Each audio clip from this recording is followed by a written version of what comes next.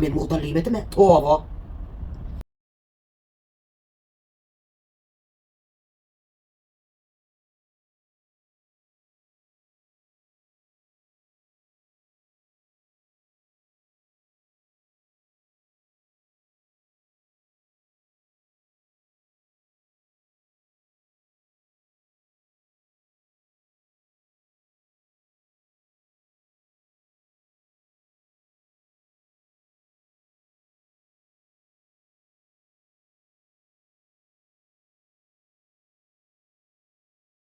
Hey!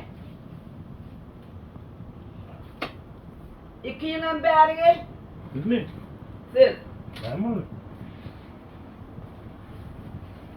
Nereyle ho? Aylanıp başınız zat aylanmadı mı? Yo, daha koyuyorsun.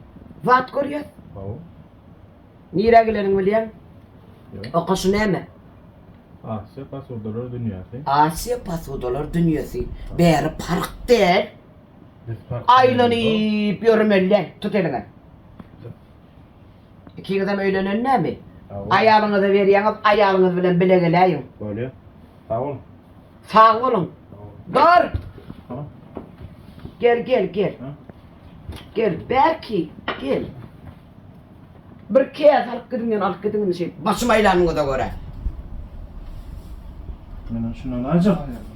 Ben şunu Hey!